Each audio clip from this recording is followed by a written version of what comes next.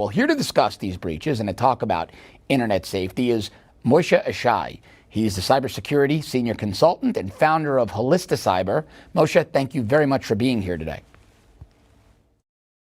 Hi, welcome. Good afternoon. Let's talk about some of the threats we faced this year. Many, as I mentioned, Under Armour, but most recently Marriott, 500 million identities compromised. What concerns you the most about both these hacks and the vulnerabilities you're seeing in these companies?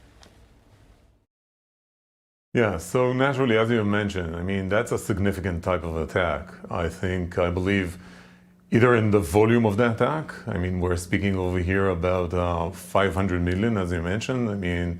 That's only second, I believe, to the attack that Yahoo had experienced. Yeah. And much larger than the other incidents that we had encountered in recent years. We do need to bear in mind that these attacks are lasting for several of years. So we're only experiencing now the revelation of this attack, although it had carried out for the last, let's say, maybe 4 or maybe 5 years. And that is the main issue, or I may say even the main concern. Yeah. Well, let me ask you then, Moshe. The adversaries that are, yes. What are these companies not doing right that enables criminal hackers to infiltrate their systems and steal customers' identities for 4 to 5 years? Yes, well, there's a whole set of, today when we're speaking about cyber defense, it's a multi-layered type of a challenge. So not doing right means in all types and sorts of layers. And therefore, it's not a trivial and straightforward type of a challenge that a regular organization should toggle with.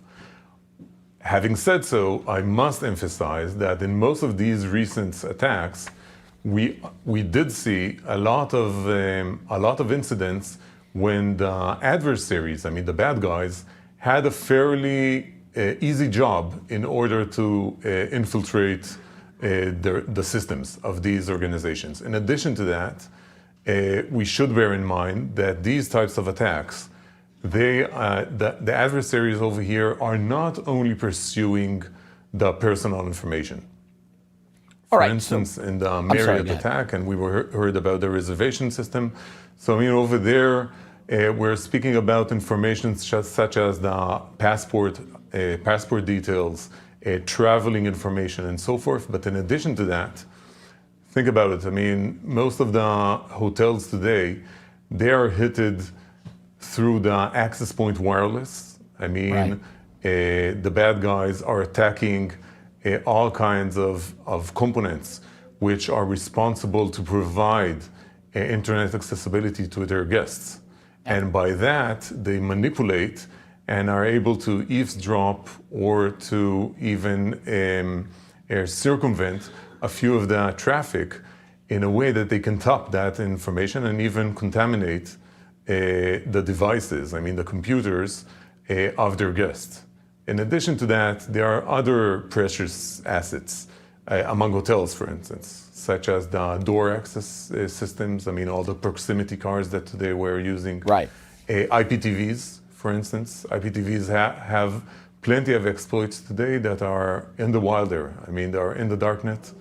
A lot of threat actors have the knowledge and the know-how to take control of these TVs. And today you have IPTVs in every room in the hotels. So people just have to be very, very careful. And it looks like consumers want to fight back. They're looking to sue these major corporations for the cybersecurity failures. And federal appeals court judges have approved lawsuits to move forward. Now, the Washington Post is saying if the court sets a high bar for consumers to sue, it could prompt companies to play fast and loose with their data. However, if the standard is too low, it may deter companies from sharing information about newfound bugs or investing in new technologies out of fear that they'll be on the hook for legal damages. So what is the answer here? Should people be able to sue?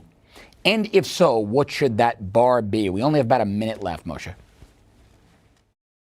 Yeah, so there are new standards that are ramping up today in order to tackle with that advantage. So that should serve as a kind of a baseline in order to make sure whether the security controls and the safeguards, which in some cases, of course, are related and incorporated with specific processes and not necessarily technologies, are in place and are according to these baselines, to these best practices.